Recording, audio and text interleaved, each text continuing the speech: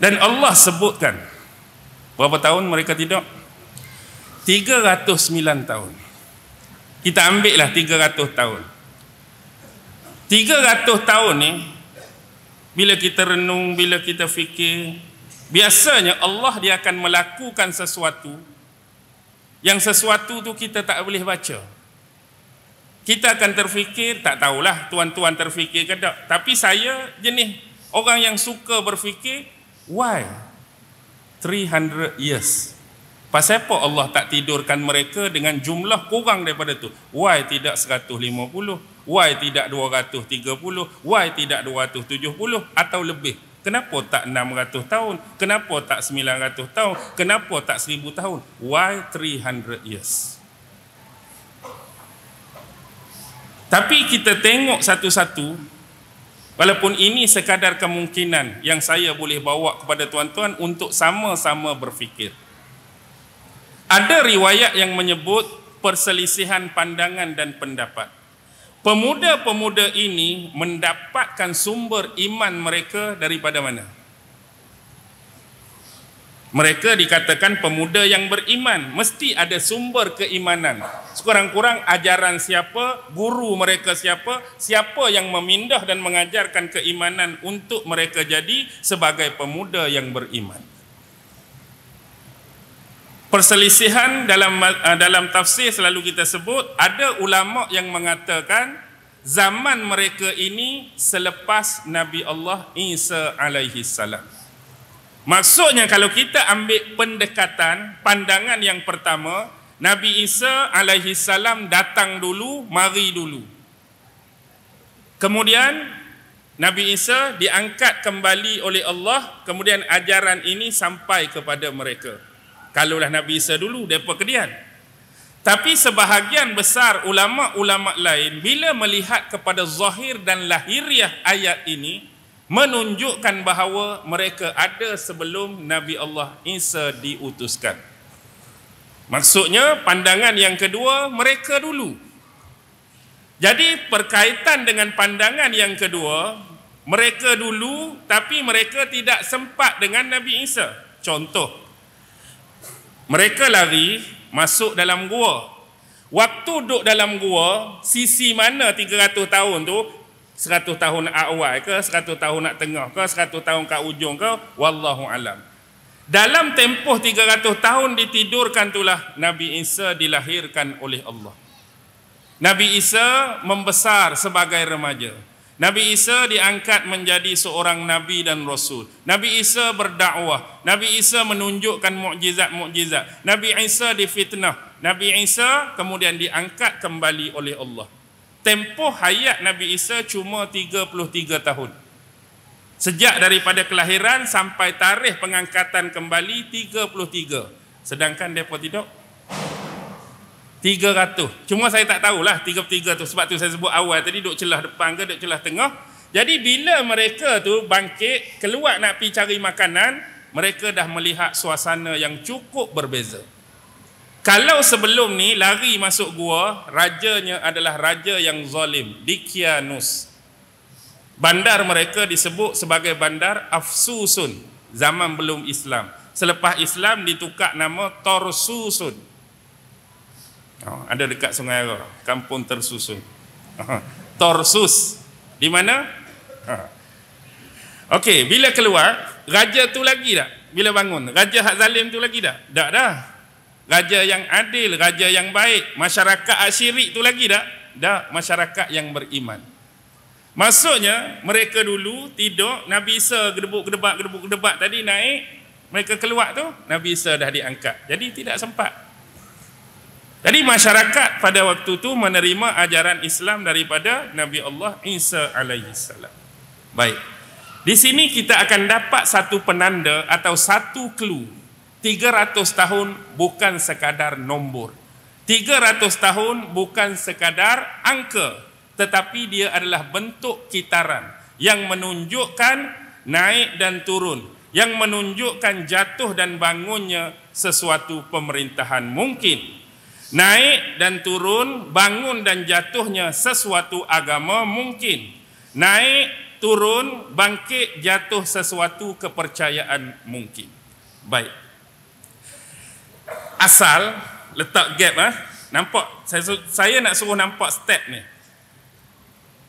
Raja Diocletianus yang zalim, masyarakat yang menyembah berhala, masyarakat tagut, masyarakat yang mengorbankan binatang dan haiwan korban untuk berhala. Ni masyarakat. 300 tahun berlalu, apa yang terjadi setelah mereka keluar gua? Tidur kan 300 tahun. Berlalu dah 300 tahun tempoh tu. Keluar gua raja yang adil. Keluar gua masyarakat yang beriman. Baik. Asalnya teruk dah jadi baik. Kita andaikan dan anggarkan kelahiran Nabi Isa sebagaimana yang selalu disebut 1 Masihi sebagai benchmark dan penanda aras kelahiran Nabi Isa. Bila diangkat umur 33, maksudnya Nabi Isa diangkat ketika 33 Masihi. Baik. Elok ajaran Nabi Isa, soleh ajaran Nabi Isa, baik ajaran Nabi Isa, mentauhidkan Allah, mengikuti ajaran-ajaran dan syariat sebagaimana perintah Allah. Hak baik dah ni, hak elok dah ni. Cuba tuan-tuan perhatikan, apa berlaku 300 tahun kemudian? Apa berlaku 300 tahun kemudian? Asal teruk, keluar gua baik. Lepas baik ni 300 tahun ke hadapan apa jadi? Tuan-tuan tahu tak peristiwa persidangan Naisya 325 Masihi? Maksudnya 300 tahun ke depan tu. 325 Masihi terjadi persidangan Naisya di mana? Di Turk. Kalau dulu tu dia adalah kerajaan Romawi Timur, Byzantium Timur. Hari ini tempat persidangan tu duduk dalam wilayah persempadanan negara Turki. Apa yang berlaku 325 Masihi? Masa tu siapa yang memerintah kerajaan Byzantium Timur? Maharaja Konstantin. Pada masa tu ajaran Nabi Allah Isa ni sudah terbelah dua. Tengok, tempoh ratusan tahun ni menyebabkan manusia mengamalkan agama sudah tidak sebagaimana aslinya. Tidak sudah sebagaimana asalnya walaupun masih ada yang berpegang. Pada waktu tu terjadi pertelingkahan dan perbalahan yang cukup besar di antara dua aliran. Saya sebut ringkas-ringkas. Pertama disebut golongan Arius. Siapa dia Arius? Arius ni ialah seorang presbyter. Presbyter ni kita anggap macam ketua majlis agama ataupun ketua gereja. Dia lahir 250 Masihi, dia meninggal 336 Masihi. Dia meninggal 336, peristiwa ni 325. Dia asal daripada mana? Dia adalah murid kepada Lucian, daripada seorang yang berbangsa Libya, daripada gereja Bukolis di Alexandria, Iskandaria. Mereka berpandangan, berpendapat tentang Nabi Isa. Ni pandangan golongan Arius. Mereka berpandangan Nabi Isa adalah makhluk Allah, hamba Allah. Dia cuma manusia biasa yang Allah bagi pangkat pada dia Nabi dan Rasul, dan Allah bekalkan kepada dia mukjizat-mukjizat. Dia bukan Tuhan, dia bukan anak Tuhan. Maksudnya fahaman golongan Arius ni persis sebagaimana ajaran asal Nabi Allah Isa alaihi salam. Tapi yang kontra dengan ajaran ni ialah golongan juga salah seorang penolong bishop di Iskandaria, nama dia Athanasius. Athanasius ini kontra, kerana Athanasius ni menganggap Nabi Isa punya human dia, kemanusiaan dia macam manusia biasa. Sebab dia merupakan dalam bentuk manusia, maksudnya sifat kemanusiaan terserlah pada dia. Dengan kata lain, bila dia lapar, dia makan. Dia dahaga, dia minum. Dia letih, dia berehat. Dia mengantuk, dia tidur. Tapi kerohanian, dalaman dia, dia adalah Tuhan, anak Tuhan. Hani hadut bergaduh ni. Jadi Maharaja Konstantin yang memerintah pada masa itu tak mahu menjadikan isu ni sebagai pemecah belah, pertelingkahan, perkelahian, sejauh berlaku pertumpahan darah. Walaupun dah berlaku pun. Guru kepada Arius Lucian yang saya sebut tu dah dibunuh oleh golongan-golongan gereja Paulus pada 312 Masihi. Sebelum tu lagi Origen yang menyebelahi Arius, bukan menyebelahi, Arius tu lahir kemudian. Tapi nak cakap pemikiran yang sama dah dibunuh 250 Masihi.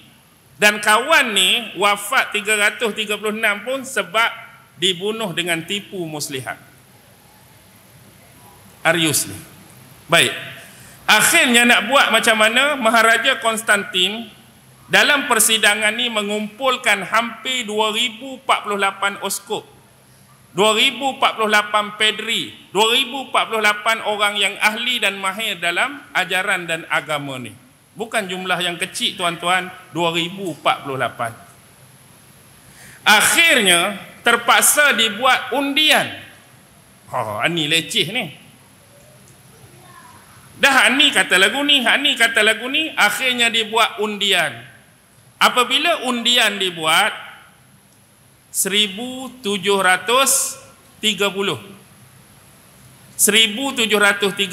menyebelahi Arius. Nabi Isa bukan Tuhan, bukan anak Tuhan. 318 Nabi Isa Tuhan, anak Tuhan. Majoriti tuan-tuan. 1730 318 memang mampu kerah lah. Tapi Maharaja Konstantin dia nak jaga legasi politik dia, dia menolak yang majoriti, dia pilih minoriti 318 untuk dijadikan akidah baru bagi umat Nasrani. Tengok liciknya permainan dia. Akhirnya bila ini akidah baru, bila ini agama baru, bila ini keyakinan baru, hak Nabi Isa ajak 300 tahun sebelum tu sudah dirosakkan. Sudah disesatkan, sudah diselewengkan. Kemudian bila dia Romawi, dia memasukkan unsur-unsur budaya Helenistik. Helenistik ni budaya-budaya Parsi kuno, budaya Romawi, budaya Yunani. Antara penonjolan budaya Helenistik ialah simbolis dan pematungan.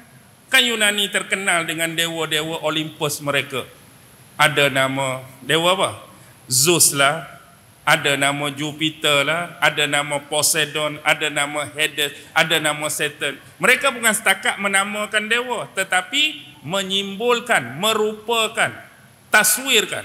Kalau Zeus, janggut panjang gini, senjata lagu ni. Kalau dewa ni gini. Tuan-tuan faham, belajar sejarah tingkatan 5 kan? Rom pun ada budaya Helenistik. Akhirnya bila budaya Helenistik masuk dalam agama ini, apa yang terjadi? Maaf saya sebut, bukan ini kemelampauan, tapi realiti dan hakikat. Bila tuan-tuan masuk dalam church atau gereja, itulah yang tuan-tuan akan lihat. Siapa yang disimbol dan dipatungkan di depan? Siapa yang dukung bayi kecil? Ada budak kecil, ada sayap 2. Siapa yang menjadi simbol ni? Yang pastinya itu adalah Bonda Maria, yang kecil itu adalah Yesus. Yang kena ni Yesus. Sedangkan tu adalah fitnah terhadap baginda. Baik, 325 rosak balik dah. Cuba tuan-tuan cek 300 tahun kemudian apa jadi. Selepas penyelewengan agama ni, balik 300 tahun, apa jadi?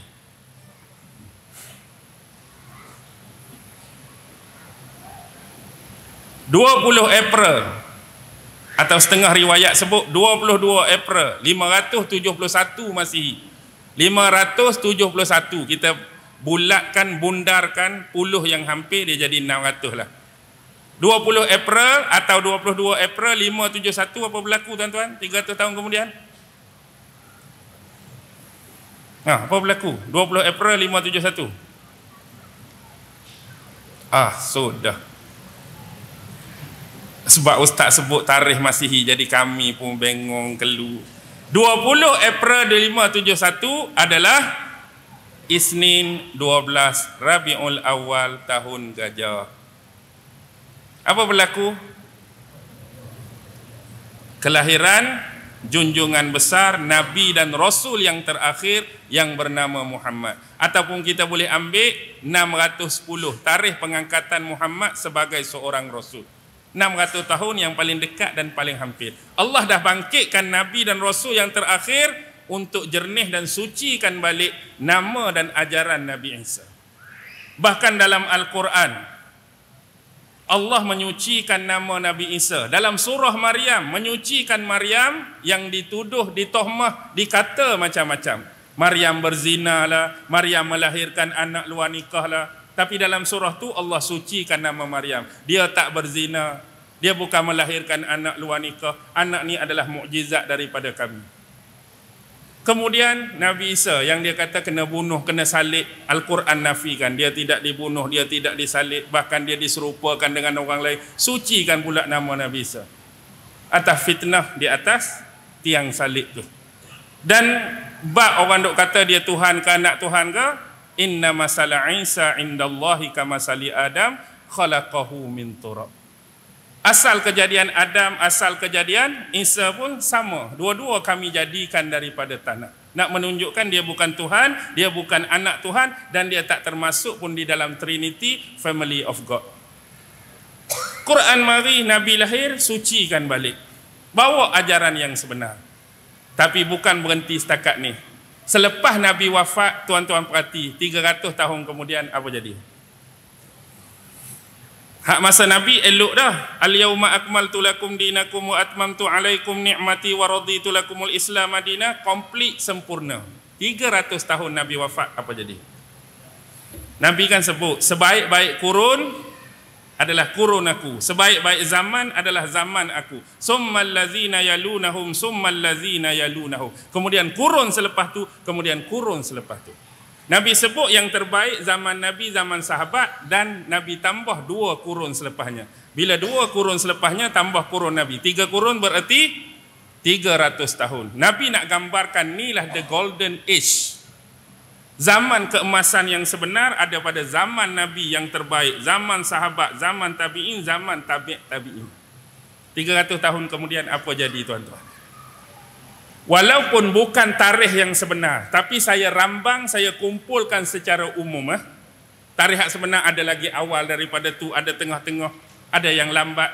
Tapi mudah kata, saya rangkumkan semua selepas 300 tahun Nabi wafat.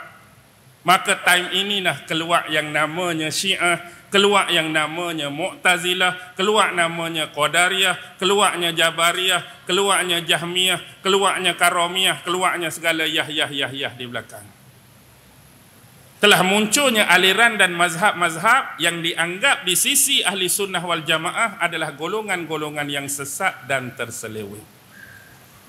300 tahun kemudian kita ingat, oh habis Nabi, terbaik dah lah. Tak. Penanda arasnya itulah yang berlaku.